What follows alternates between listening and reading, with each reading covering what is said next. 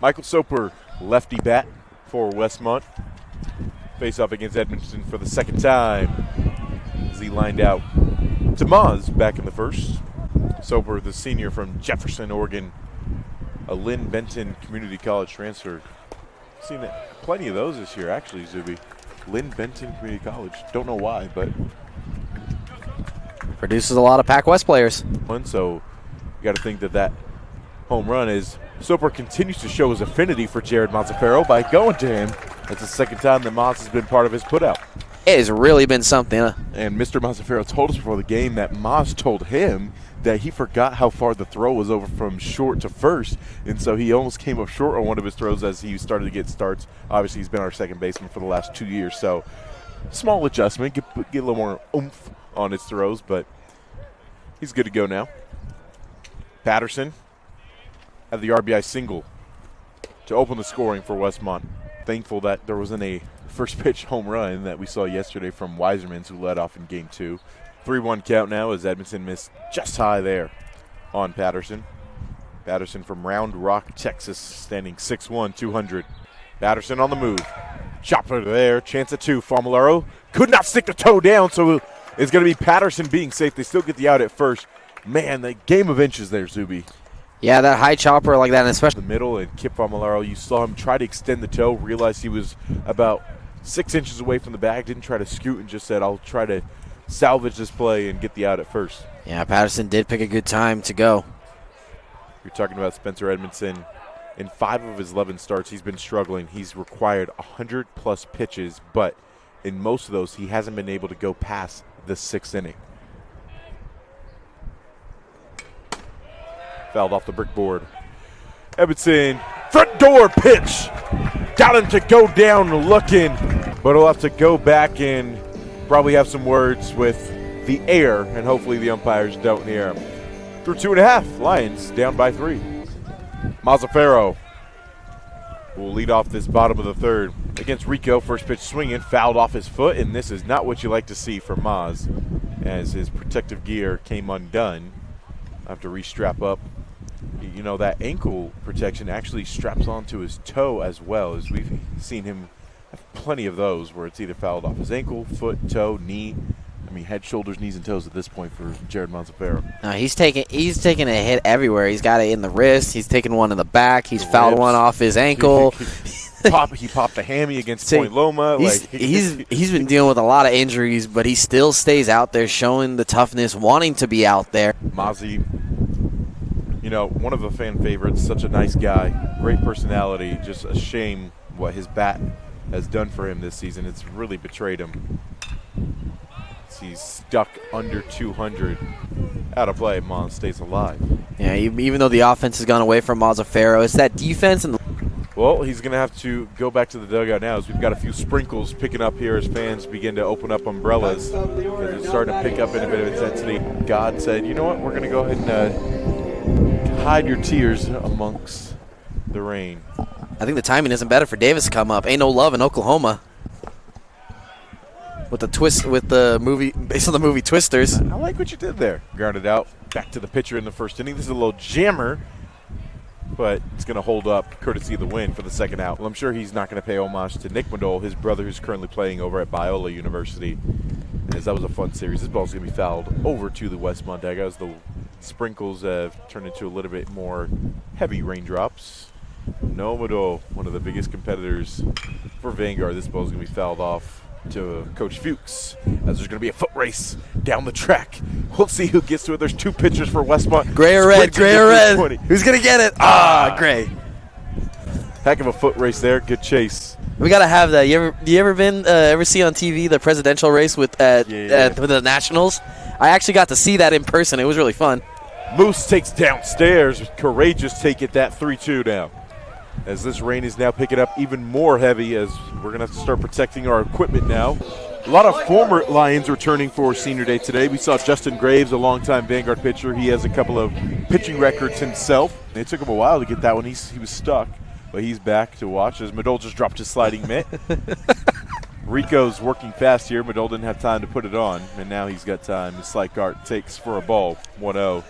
So I apologize for misleading you all. Slikart takes inside. He did a little hip thrust there to get out of the way. We're also expecting to see your brother, Aaron Zubiati. He was here as... I don't know him. Never heard of the guy. You're stupid. He win here? 2-0 for Rico.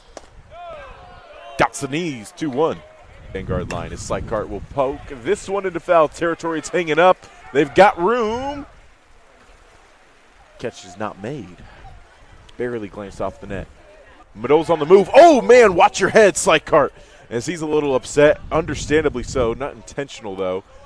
Obviously, just lost the grip. As we're probably going to see some of that now. Slikart's going to be wearing another pitch. As you were just talking about, Zuby, Slikart has been hit the most on the team in terms of being hit by a pitch. That's 79, now 80 times. Check foul here. With Josh, actually, with 12. Gallegos pulls this one to first, and the inning is over. 2 runners left stranded for Vanguard. Rain is picking up. We'll see if there's any footing or control issues on the other side. Top of the 4th, here we go. Zuby, when have weathermen ever been right?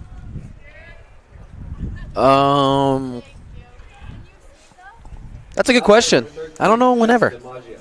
I don't know either. We got DiMaggio, the lone freshman for Westmont, ready to go.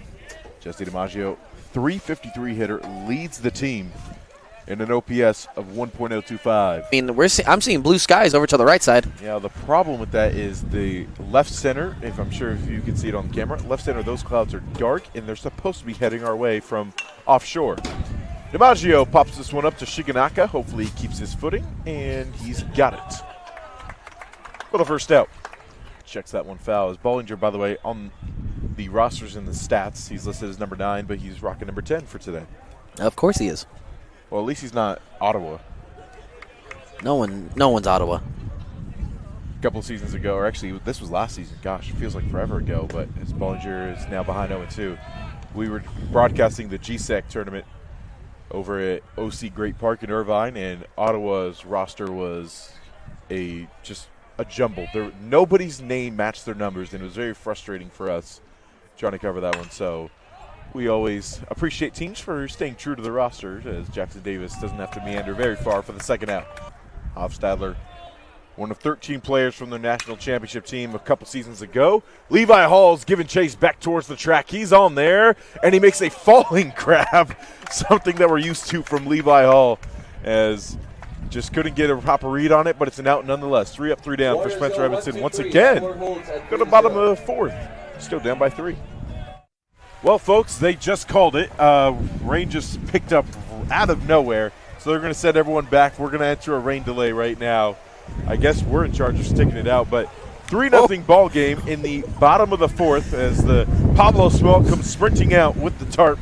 We'll see Pablo, be our hero, protect the mound. And so, yes, we are now in a rain delay here on the Vanguard Sports Network. Assume it's going to be 30 minutes. If the broadcast cuts out for any reason, just know that that's what happened, is the rain electrocuted us. We'll see you guys whenever this game resumes.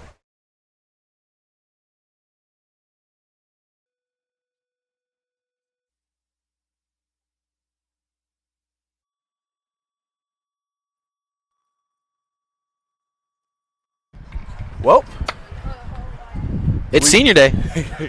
We thought we were streaming as soon as the rain delay was over. We started going as if everything was fine. We didn't realize that the rain actually caused that big of an issue, and apparently all of our equipment just got shocked. So we did say we assumed the worst. Sorry about that, but we're back now. We have towels up the yin-yang, plastic covering. Thank you to the Shigenaka family for giving us one of their plastic ponchos to cover up the camera. Might just added 1 run courtesy of DiMaggio singling through the left side. The infield was in. There was 1 out on the board. Runner at 3rd, so infield came in. Didn't give Maz enough time to get to the ball, but we're in the here now. Edmondson is still wheeling and dealing. He had 4 scoreless innings there. At that top of the 5th, he looked really good and had a big moment there. 3-2, 2 outs, 2 on, and now he's back to another huge moment here where if he can just limit the damage here with the 2-0 count, this ball skied in the air to Jackson Davis, and I believe Edmondson has the job done. And yes, he does. So only 1 run comes across, leaving this game definitely within the realm of possibility for Vanguard to mount a comeback. We'll give you more updates in just a moment. It's a 4-0 ball game going to the bottom of the 6th. Gallegos will lead us off in the bottom of the 6th. JJ Johnson alongside my partner Sandra Zubiati. Great to have you all with us on this Vanguard Senior Day. This is actually the last game of the season for all of athletics here on campus at Vanguard University. After today, we all get to focus on finals and then go to summer break. So a beautiful day. If you were just tuning in now, you would not think that we had one of the longest or most intense rain delays.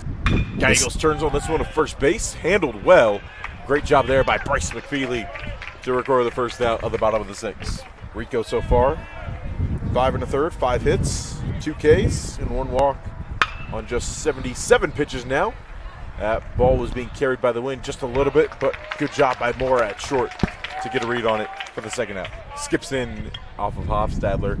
We were having this conversation an inning ago, but then we didn't even realize that we were talking to nobody except ourselves because the audio wasn't working. But Hofstadler, one of the best catchers in the conference defensively. He's been in this battle that we've been watching throughout the season with Angel Perez, our freshman catcher, in terms of who's been best at being the backstop. But Hofstadler looks like he's carried away as Angel Perez is getting caught in a bit of a rut defensively, allowing runners to steal on him. Weak chopper is going to miss Rico. There's going to be a play at first. And a heck of a throw by Mora, charging in. And he goes sprinting all the way to the dugout. No runs, 1 runner left on base. 1 left on base once more for Vanguard. That is now 8 for them. We'll go to the top of the 7th. Lions down by 4. Michael Soper will lead us off in the top of the 7th. Getting ready for the final third of this 9-inning contest. But reminder, we're going to play the 7th inning after this one. Chris Barleski will get the nod to start his final game with Vanguard. CP. And then we will have Senior Day festivities after that as well. Spencer Edmondson, though, is on the hill still for Vanguard through 6 innings. That was just pitch 97 for him. This is the first time in quite some time, Zuby, that we've seen Edmondson below the 100-pitch threshold heading into the 6th inning. Edmondson on pitch 100 goes foul. Yeah, and when was the last time we really saw Spencer get to 100 pitches around the 7th inning? Like a lot of starting pitchers do, that's usually where they hit that century mark. But to see Spencer do it in his last outing, just unloading the tank right now, we're probably going to see 150. There might be a rule on that, but I'm not entirely sure. There's got to be a health and safety rule for that. 2-2, Soper. We'll see that. Oh, man, that ball slipped out. Big chuckle there from Spence. Spencer Edmondson through 5 innings was at just 69 pitches, but last inning crept up on him. 1 inning cost him 27 pitches in that 6th. Chopper, Kip going to range over, gets his first action in quite some time with the first out of the 7th inning. It's pretty decent on the base paths as part of a Westmont team that is 3rd in the conference in stolen bases, 70 for 87. Patterson himself is 6 for 9 thus far this season. Able to get to second base before even the ball gets there. Runners on the move. Abe Hernandez going to get a chance to throw him out. Yes, he did! Kip Fomolara applies the tag and clears the bases for Spencer Edmondson. Threw in a perfect spot, kept that throw low, a one-hopper to Kip onto the side where the runner's sliding in. A beautiful throw from Hernandez. For Abe Hernandez, that's now the 10th runner that he has caught. He's about 50-50 on those. By the way, just in case you're wondering about Spencer's pitch count, it's at 110, and nobody is throwing. He saw a ball hit the fence. Jammed in on the hands, and Levi Hall will charge in and make the catch in mid to shallow right field for the 3rd out. Edmondson finishes 7 innings of work. We'll go to the bottom of the 7th. Time to stretch on the Vanguard Sports Network.